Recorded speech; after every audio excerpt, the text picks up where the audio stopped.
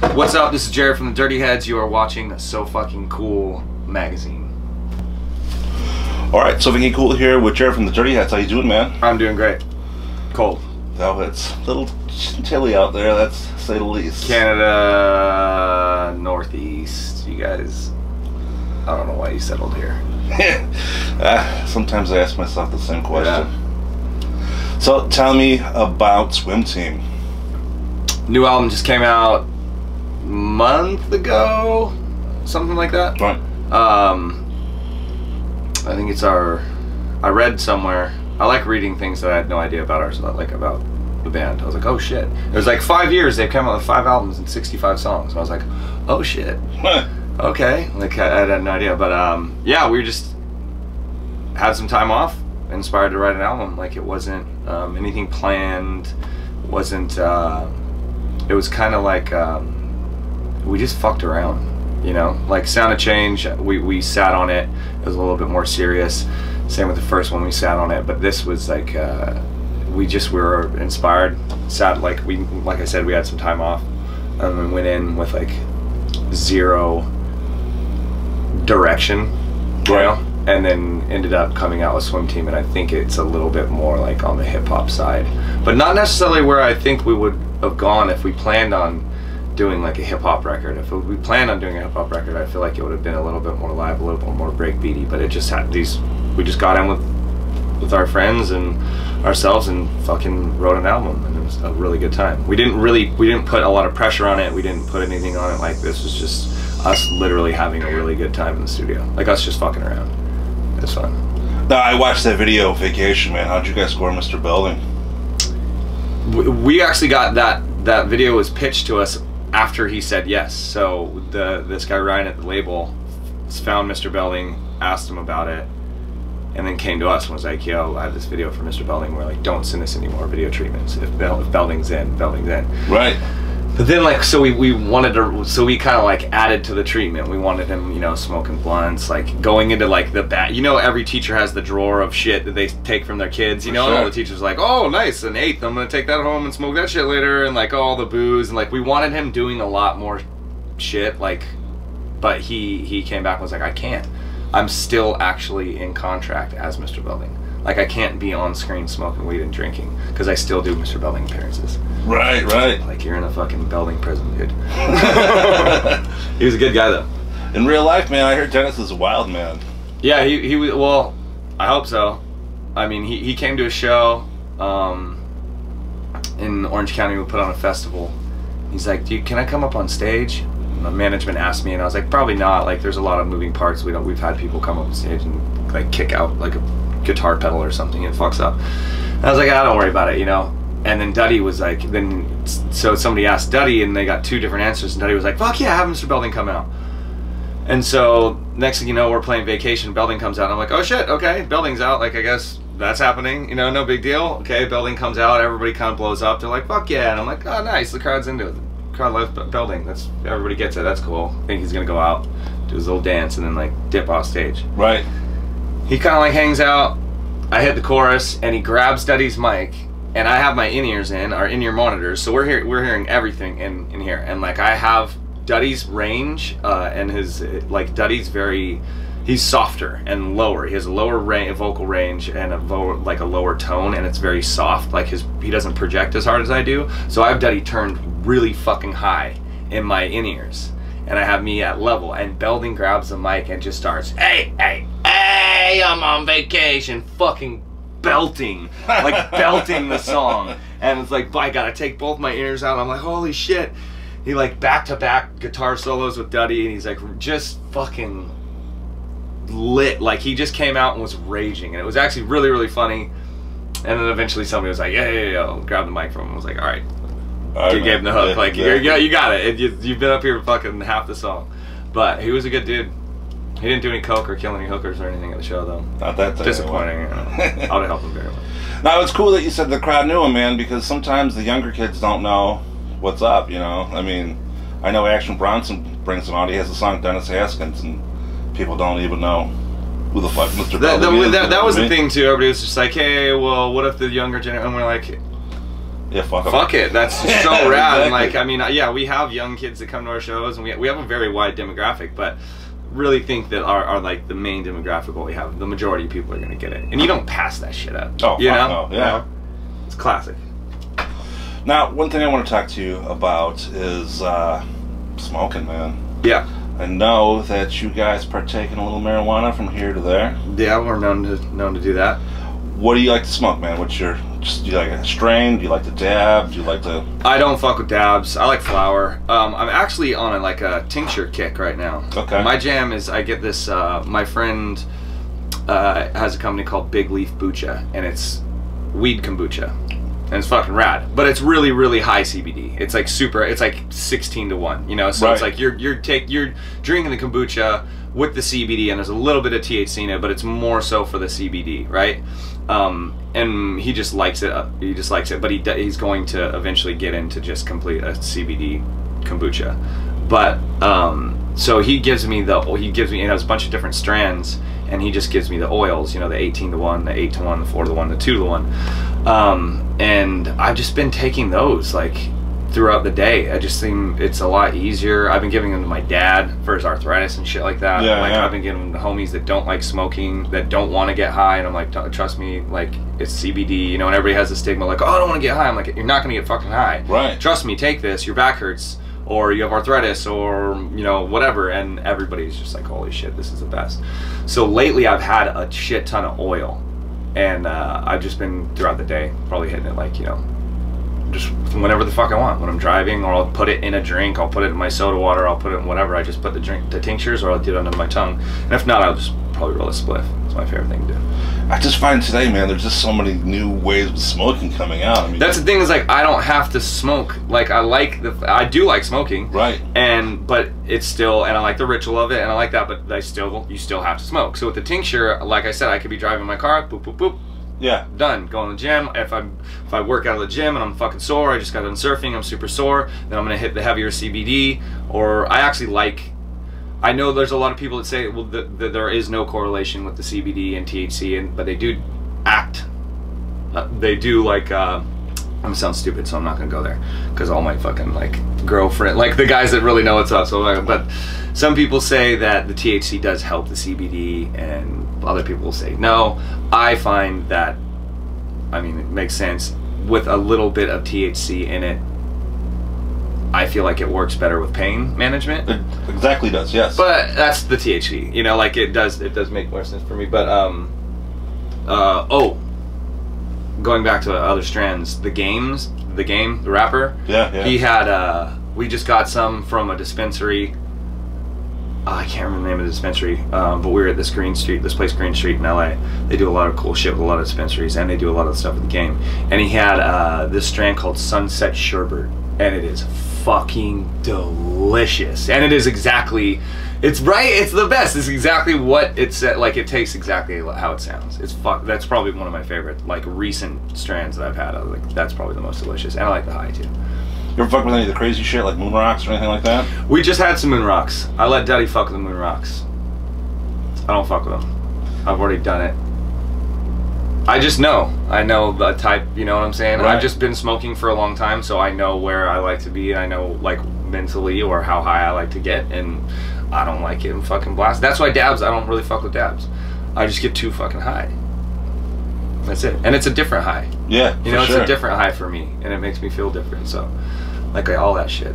I just like rolling spliffs. Really, that's my favorite thing. And the tinctures. There's some point in time when the weed gets too much, you just smoke it for that first 15 minutes. And it's cracky! Yeah, like, man. it's fucking cracky. I'm not talking shit on anybody out there doing dabs, but it looks cracky. Yeah, you know what I'm saying? Yeah. You're smoking, the dab rig is very cracky. It's like, what are we doing? Why are we condensing? Why can't you just smoke some beautiful fucking flower? Yeah, like, right. Why do you have to do this? And like, I get it. I was young, like, I wanted to get as fucked up as I fucking humanly could. That's cool. If that's what you're going for, that's fine. I know dudes that do dab all day long. They fucking dab all day long now, and it's just like, oh, this is what I use to just be even now. And I'm like, no, bro, you don't right. fucking dab 20 times a day just to be like that's where you're at. And he's like, yeah. But I mean, to each his own. I can't hate on it. It's all good for the body. You go to some people's houses, like they're like fucking scientists. Yeah, they got a whole fucking you know? rig set up. Yeah. I don't hate on it, but I just like making fun of my friends for it. Now, you spoke in the past that you've had a problem with other substances. Oh yeah, yeah. Now, with the passing of Chuck Mosley just recently from Faith No More, does that kind of shit like get to you when you think about like? It doesn't. Like even with like being an addict and having like I think being an addict or coming off of something, your brain's really fucked up, so I can empathize with people that have like mental health issues because it was really fucked up. My brain was really fucked up after 15 years of booze and then I think it was the pills at the end is what really fucked me up. I think the painkillers and shit like that. I think that really fucked me up. And booze is real sneaky. I think with like Chester and people with mental illness and like it doesn't necessarily like give me anxiety or bring up feelings of the past. It almost makes me feel more I think it makes me realize like how lucky I am, you know, to have gone through that. Like I think it is literally one of the best things that's ever happened to me.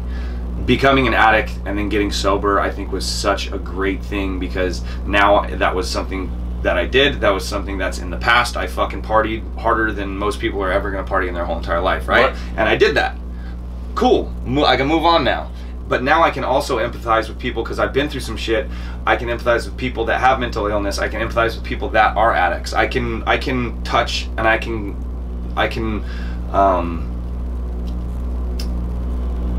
a whole nother group of people I can relate to. You know what I'm saying? For like sure. I can talk about things in my music to a whole nother group of people that I wouldn't have been able to before. Like I've experienced something that most people won't.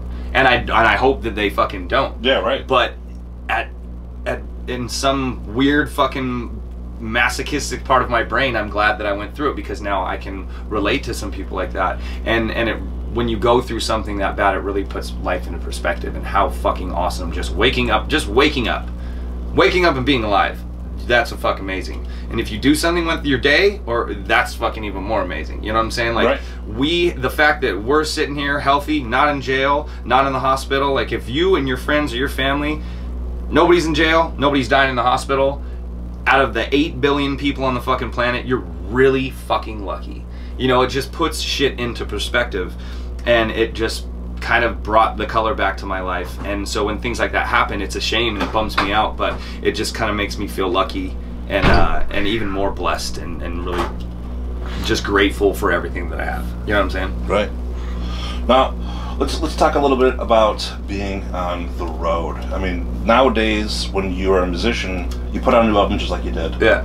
People don't tend to buy albums as much as they used to because of fucking streaming, downloading, and all the bullshit. So to make a career out of this, you actually have to almost live on the road for large chunks of your life. Yeah. We're tickets and T-shirt salesmen, pretty much. Yeah. You know? But that's cool. That like we came up right when Napster came out. Like we got signed to Warner Brothers, and we were like, oh, we're gonna buy fucking gold Lamborghinis, and like you know we did it. You know we were 20, we didn't know shit. No, fuck all. And we're like, yeah, we did it. We got signed to Warner Brothers. And like 6 months later, it was like, this thing called Napster came out. And Warner Brothers was like, oh shit, fucking hemorrhaging money. Oh, okay. Clean sweep. Just everybody that we just signed, you're fucking cut. And we were like, what? What the fuck are we going to do, you know? And then it was like, well, what do we do? Nobody's buying music. And then it just kept going. Less people were buying music. And Spotify and all this shit came out. So we never made money off of music. And from day one, we made a plan. Our manager was like, I know how to do this. You guys got a tour. Like it's going to connect you with your fans. It's going to give you longevity. It's going to grow your chops, and you're going to be, you know, you're going to know how to handle things when you get older. And when you go from a van to a tour bus, you're grateful. When you go from, you know, tiny little bars to theaters to sheds to, you know, when you go from 100 people to 10,000 people, you're going to do it gracefully. I think mentally, spiritually, probably physically. So I like the way that we've come up. You know, For I don't sure. know if we could have handled it. Some overnight shit, which most overnight success isn't overnight success, but there is. And yeah, people just don't really buy music, and feel like they're gonna figure it out. Hopefully they'll figure it out, because I really think the songwriter part of it is really fucked. Because as a musician, as a songwriter and a traveling musician, I can go out and we can make a good living and a good life and take care of our family and friends by touring. But songwriters are getting fucked, because they can't go sell t-shirts and tickets off of songs that they wrote for somebody else. So if they're not getting that publishing and they're not getting those royalties, these people that are writing these amazing songs for these other big artists that are changing people's lives, that are affecting people, that are like, oh my god, that's the best song ever, I fucking love this artist. Well, that person didn't write it. This dude in LA living in his fucking apartment wrote it, you know, and he's not making that much money off it. So that is the biggest deal to me. I don't think that's fair, and they do need to figure it out legally how songwriters can get paid better on the, you know, on the publishing side and the royalty side. But it's the fucking name of the game. It's just like that shit, there's nothing you can do about it, right? Right. So it's like, why bitch about how things are, you know? It's how the fuck it is. It's how we came up. Oh, well, if you were in the 90s, you would have made so much more money. If you were in the 80s, blah, blah, blah. Guess what? Half of these motherfuckers out there, what if, so let's say this, what if the fans that you have, half of them wouldn't even have found you if it wasn't for streaming, or if it wasn't for people getting it for free. You know, like, because they're going to give it a chance. Like, for you to buy something when you're a fucking 12, 13, 16, whatever, it doesn't matter. CDs were what, 10 bucks, 12 bucks, or something like that? So for you to go out and buy a CD, you had to know that you liked it. For sure. Now you don't. You can just go, oh, I heard like 2 seconds of some song, boop, boop, boop, Dirty Heads. I'm going to download all their shit, I'm gonna listen to it, and I'll be like, oh, I really fuck with these guys, because that was free and you did that. You gained a fan. Before, it's like, oh, I heard some shit. Well, fuck, I gotta go spend 12 bucks on a CD. I'm not gonna do it.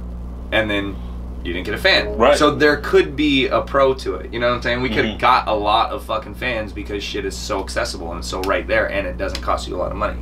And then they come to our shows. And that's dope. Thank you. But then again, songwriters, like, you're fine, you know, like, we have homies that we've written great songs with, and, you know, they're just sitting at their fucking houses writing, you know, fucking songs all day with a bunch of fucking people and just not getting paid, and that shit sucks, because they're wonderful, fucking beautiful human beings that write really good shit. So. Now, it's funny that you bring up that people were going to buy CDs, and you had to really like it when you bought it at that point in time. I'm 35 years old, and I remember they started doing that little booth where you can go ahead and put the CD in. Oh yeah, Best Buy and shit like that. Yeah. They'd have like the 6 one. Yeah. I remember that. That was like the early phase of streaming back then. Yeah, totally. Now, what's one of the things you miss most when you're on the road, man? Oh, just my house. Like, just my wife and my dogs, dude. Like, what you would think, you know, like, just your fucking toilet. Your bed, taking a shit, taking a shit, whatever. House, yeah, man. just like, you whatever. know what I mean? Just your fucking house, like, and I actually kind of love it. Like, I like touring, and it is hard, especially winter. It fucks me up growing up in California. Like, the gray skies, all this shit for 4 weeks, like, really fucks me up. Right. You know, like, makes me like, it's not bad, but it's just like, ugh, I'm fucking sad for no reason today. What the fuck?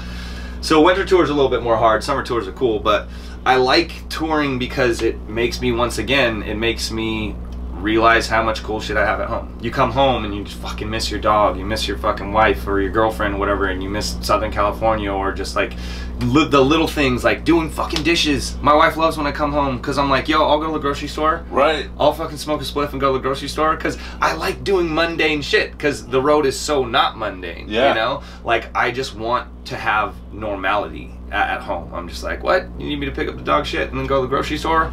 Brad, that sounds amazing. That's all I have to do today. I haven't done that in fucking forever. Yeah, no obligations today. Right. Fucking dope. I'll do whatever. So I just love being home and doing nothing. Like, I have my routine, you know, and it's and friends and family, you know.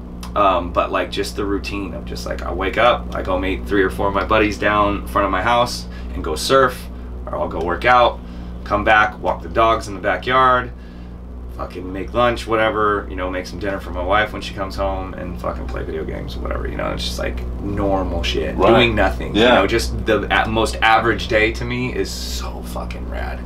You know, I bring my Xbox on the road. I have this case, it's dope. You know, you can bring most of the shit now, so it is really just like the feeling of home. Well, you know, people don't realize that like being on the road ain't the fucking what you used to see in movies. Like, nah, you it ain't the 70s anymore. fucking... No, you can. I mean, it's fun. It's fun as shit. And like, if you're single, yeah, you can have a good time. You know, and you can party your ass off. But first, we're here to do a job. We don't fuck around before the shows. Right. You can smoke all day. Nobody drinks before the fucking first, you know, hit of that snare or whatever. First strum of the guitar. It doesn't fucking matter. Once you get on stage, that's when everybody can have cocktails. And after that, if you want to party, you can party. But we take it really serious, you know. People fucking pay money to come see our shows. Right. We want to put on the best shows. We used to get smashed and go out and be like, that was the best show ever. We killed it. And then you go online and be like, see a video and be like, that was really bad, dudes. Like, this is a fucking terrible show last night. That was a really bad show, you guys. We thought we were so good. Yeah, because we were wasted. You know, so now, I mean, we've been doing it almost 15 years, so now we know. And we want to be professionals about it, and we want to put on the best fucking show. We want everybody to leave, you know, feeling better, or just be like, holy shit, that was amazing. So we don't really party until we get on stage, and then, you know, there's a lot of fun to be had on the road, but at the same time, once you do it for 10 years, you know, and you're chilling, you're being a little bit, you know, guys have kids, getting married. I mean, before you got on here, we were just smoking, playing Mario Kart. Right. People don't know that shit. It's like, oh, like, people want to come on here and fucking think it's going to be raging and all this shit. It's like, no, we're actually just on the bus playing Mario Kart because we got a show to play later. Exactly. You know? But people think it's just all fucking drugs and tits. They don't realize the responsibilities are in there. I mean, you guys go from city to city. It's not like you guys get to go and fucking sightsee. Nah, no. I mean, we had radio today, and then interviews. So there's a lot of, and then sound check. So there's not a lot of time. In the summertime, there's a little bit more, and on the days off, because on the days off here, you can be snowing or whatever, and you can explore the city and shit like that. But yeah, there's a lot more shit that you have to do than just play that hour. But it is what it is. That's why, I mean, going on the road for, say, 4 weeks or 8 weeks, or, you know, we could do 3 months, then we get to come home, and I get to have a month off if we want. Right. Not a lot of people in America get 2 weeks off. I mean, that's average, right? So I mean, I didn't mean to say not a lot, but most people get 2 weeks off, right? I'd say that's the average vacation shit. They're lucky, yeah. We've grinded, we've paid our dues for fucking 15 years, so I fucking love this job because, you know, my brother's always just like, how the fuck do you do it? I couldn't be away from the kids, I couldn't be away from my house, I just couldn't be away. I'm like, man, I love it because I can go work for 3 months and then come home and I got 2 months off. I can write music if I want, I can work on artwork if I want, we can work on music videos, do other shit, but I'm home. And if I want to take a fucking week off, I can take a week if I want. I just went to France for 4 fucking weeks with my wife. Just awesome. Because I'm allowed to do that now. Right. You know, because we fucking go work for 3 months straight. Yeah, it's hard, but the payoff for me is dope. I'd rather work for 2 months and have 2 weeks off, and work for another month and have 2 weeks off, and work for another month and have 3 weeks off, whatever, then, you know, go to do the 9 to 5 thing and have Saturdays and Sundays off. So, pros and cons once again. For sure. Now, one of the things that musicians are doing to adapt to being able to make money while on touring is the meet and greet. Yeah. How do you like those? I actually fucking love them. And I felt really weird about them when I didn't want to do them at first because I felt like it was this weird greed thing, like we're just trying to take money from these people because they want to meet us. Like, who the fuck are we? You know, like, that's fucking weird, where you're just gonna pay us to meet us? Right. Like, that didn't sit well with me. I didn't feel right.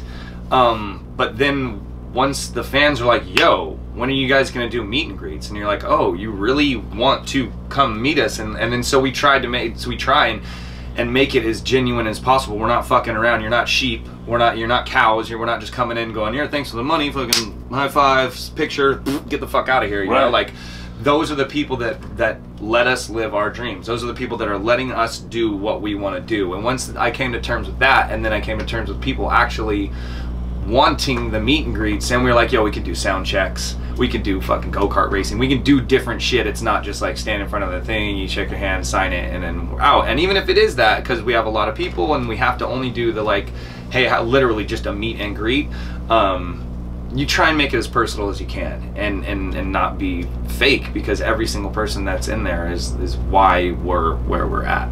You know, so we did like a Q&A last time. We always try and make it special to where they can hang out with us and get more than just like some fucking factory thing or just like money, money, money, and then you come in, because it's just that the whole like fame, celebrity, it's weird. It's weird to me. Right. It's still weird to me. I don't give a shit about me being famous or being some sort of whatever. Like, I just want our music to be famous. You know, I don't give a shit about me. And it weirds me out sometimes when people like do bug out at meet and greets. Just like, because I got homies, like, I just think who you surround yourself with is a really big thing. My brother, my friends at home, they don't give a fuck. Right. Half of them don't even like my music. You know what I'm saying? And they don't give a shit. You know, and having people like that at home, it's cool, and like staying grounded. So it's like, I don't ever want yes men around, and the band, like, we don't put up anybody's shit. Like, you start to be a diva, like, we're gonna call you out. Right. Because we've all come up since we were fucking 15, you know, like, we all know. You're not getting a big head. We watched enough fucking documentaries on the Eagles and shit like that not to hate each other and beach, you know, like, we want to be doing this when we're 50 and still fucking be homies, you know, and still enjoy doing it. We don't want 3 different buses and coming in from like Guns N' Roses shit where the only time you see each other you're on stage. That's fucking miserable. And now you're just doing it for money. Yeah. That's bullshit, you know, like, that's crazy. We want to be friends and like have longevity and shit like that.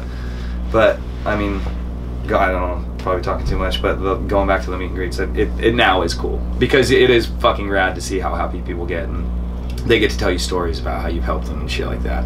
And then you can relate to people coming, dude, I heard you got sober, I'm sober now, it's good. Then it's like, oh shit, I have a connection. Then people come, oh, you play fucking Xbox, I was playing Destiny 2, what's your gamer tag? And you can hit them up, and other people hit, you know, I'm a drummer, and they'll talk to Maddie, and you can, you know, and then you see people multiple times. You're like, damn, this is crazy. And you start having these relationships with your fans. This is really cool. So it's cool now, but at first it did bug me out. But we're stoked. I'm excited to write another album. That's awesome. Because this one went by so quick, and it was like only 11 songs, and it was really fun, and we didn't, and I feel like you can feel it. It wasn't so serious. If you take this album too serious, you're kind of missing the point of it, you know? But I do want to get in with the guys. Like, I really have that itch to get in with the dudes and kind of do a more live album. And we have a really, I can't say his name, but this really fucking bonkers producer that's really good with just straight like live shit. And I think we want to get in and like do more of a live album. Oh, that'd be awesome. Just write all together, maybe go up and stay in Big Bear, or like find a destination and start writing and compiling. And you know, if this album takes 2 years and we write every couple months and then we record and blah blah, then that's what it is. But that's the plan for this one, is just take our time, sit on it, make it a little bit more musical and a little bit more live. Maybe a little bit more acoustic too. Go back, maybe just do some acoustic songs. But we always, you know, every time we go into the studio with the plan, it fucking goes out the window and something totally different comes out. But yeah, we're gonna go in and take our time, probably do a longer album. You know, cool. Probably put out more than 11 songs. Probably try and put out like 15 or 16. Oh, wow, that'd be awesome. Yeah. All right, man. Thank you very much. Yeah.